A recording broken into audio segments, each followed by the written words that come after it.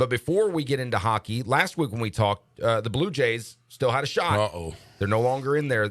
Do we have a whole roster full of Mets fans now? Yeah, I think so.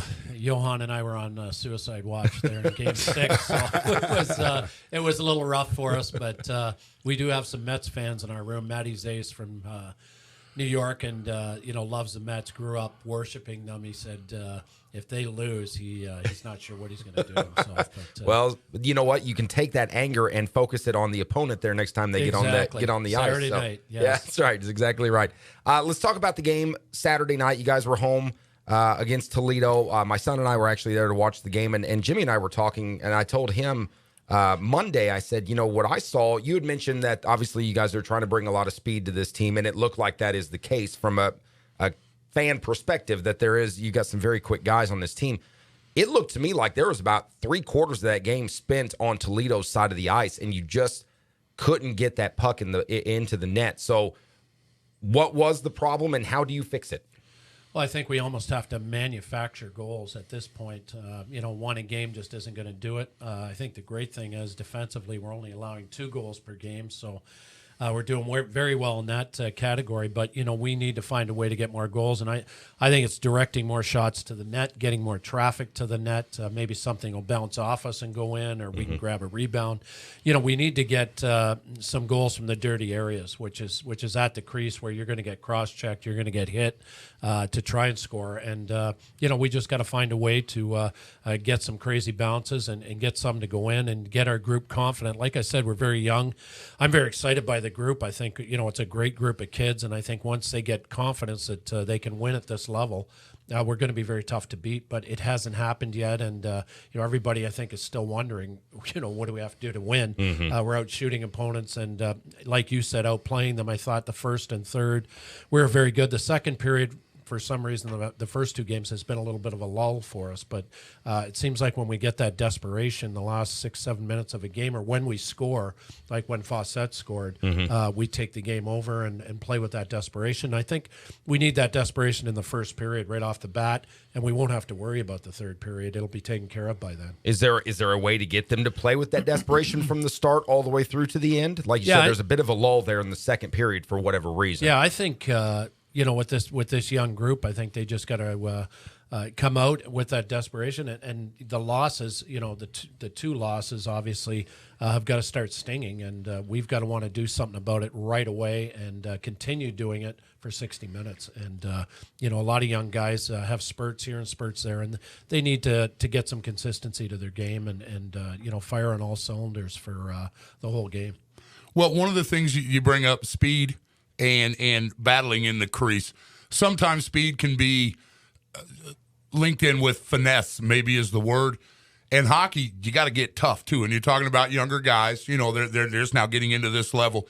Is that something that maybe is not where you want it to be right now, but will be as the experience comes, the toughness when you get down in the crease and the checking and all of that kind of stuff, winning those kind of battles? Yeah, I think so, Jimmy. You bring up a good point. Speed and finesse go together, and we've got a lot of guys with that. But we do have some guys, like Vincent Dunn and Sammy Noro, who got in fights the other night. Both did very well in the fighting category. Yeah, so they did. Yeah. I think we have some toughness if we need it there. But like you said, I think our team needs to get a little grittier around the opponent's net and pay the price there to get some cheap ones. They just go in off you or bounce off the goalie and you shoot them in the empty net. But if we're not there and we're not willing to get in there, it's not going to happen. Well, we've talked about fights before. I like them, man. The crowd was into it Saturday night. The gloves, I think it's baby. great, yeah. But we've talked about it before. It's actually a strategy. I mean, people that don't like myself, that aren't like huge, just in the know hockey fans, you see a fight, you think, all right, cool, there's a fight. But like we've talked about before, there is a strategy to, at times, fights need to happen, I guess is a way to put it. Right. And there's always that guy or two on the team that, okay, there's the guy that's going to drop gloves. He's going to pop the chops, and then we're back in this game. Explain to us, like, the strategy of when, as a fan, when you're seeing the game do what, do we know there's going to be a fight soon? Well, I think, we talked about the second period and the lull and, start of the third. And, Vincent Dunn is a guy that I know will go out and do anything I ask him to do. And, we needed to change the momentum, and fights are a big momentum changer. Obviously, Vincent Dunn goes out and gets beat up.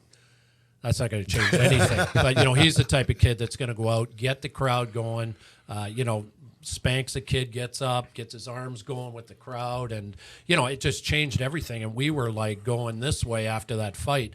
And I think in hockey, that's what happens. It is a momentum changer, and it's the only sport where you're allowed to do that, to change momentum.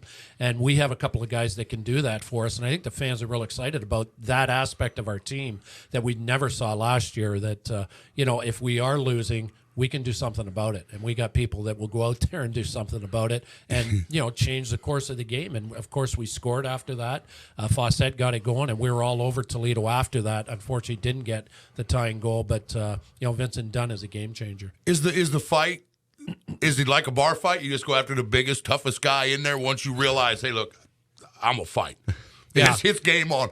Or is there because again, is there a strategy to who you just go after, their biggest, toughest guy, or you just hit the guy closest to you? Yeah, I think Vincent's just going to grab somebody and said, we're going to go, and that's it. Neither the guy's going to go him or not, but he usually knows the guys that will accommodate him, and he took care of business, and it's great to see, and it's exciting. I mean, the fans are all on their feet when that happens, and the women seem to love it more than the men. I don't know why, but they get more excited than anybody, and it's just a part of our game that makes it unique, and like I said, it's the only sport that has it. Wow. Evansville IceMen Head Coach Al Sims joining us. It's Ford and O'Brien, ESPN Evansville 105.3 and online, ESPNEvansville.com. Now, when you guys go, and that is the strategy, hey, let's fire things up here a little bit by obviously the risk is that somebody's going in the penalty box for 5 minutes.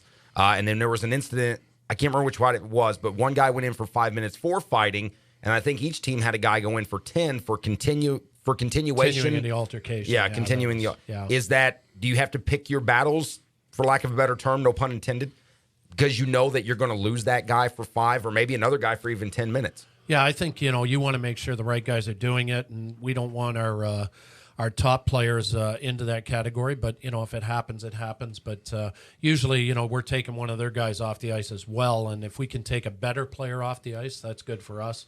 And, if Vincent can grab a talented guy off the other team, that's great. But, Vincent's a 30-goal guy out of junior. So, we're hurting a little bit when he goes off too. But he definitely is one of those kids like Sam Norro and some other guys on our team that can take care of business and are willing to do it.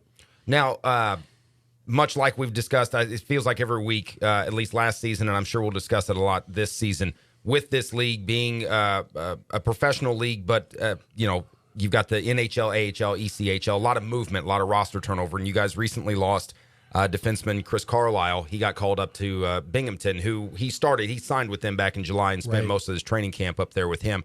Had an assist in each of the games so far this season. So how big of a hole does he leave, and how do you fill that spot now? Well, I think the one thing I did this year that I didn't do last year, being January and taking over a team, we only had 6 defensemen last year. This year I started the season with 9 defensemen because they're very hard to find. It's a key part of your team. And, I said to myself, I'm going to carry 9 defensemen. Only 6 can play. But we've got 3 extras just for this kind of thing with Carlisle going up. If another guy gets injured, now we're down to 7. If another guy goes up, we're down to 6. But we're at least a little protected this year, whereas last year I had to go out and get Dan Sova and Bo Driscoll from the Southern Pro League. And, God bless these guys, but, they just could not fill the holes that Guy Lapine left and the other guy that was here. So, I thought this year we're going to keep 9 guys that can play at this level. And, hopefully you can always play a defenseman at forward in hockey, and it's not going to hurt you. But if you try to play a forward on defense, some forwards can't even skate backwards, and, they're falling down, and they've never been That's there. why they're forward. Exactly. They're not backwards. But, I can play those D up front if we need them. And so we've kept them on purpose, and I think it's going to pay dividends down the road here. Obviously, Carlisle's a very good offensive defenseman and very good at moving the puck. But I think, Rumble can come in now and get a chance to play, and he's very similar to Carlisle, a little bigger, a little better shot.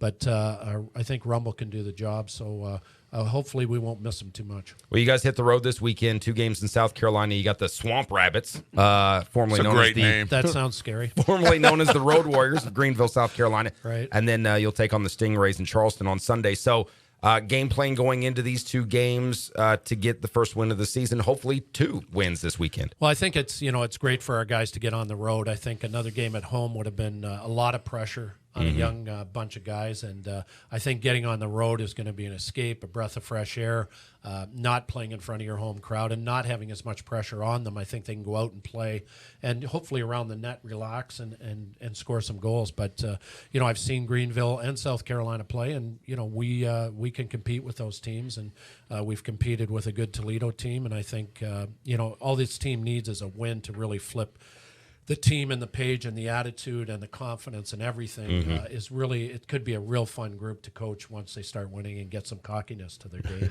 It's Evansville IceMen Head Coach Al Sims joining us for his weekly chat in the Crease. It's Ford and O'Brien, ESPN Evansville 105.3 and online, ESPNEvansville.com. As always, Coach, appreciate the time. Best of luck this weekend. We'll talk again next week. Thanks, Ryan. Thanks, Jimmy.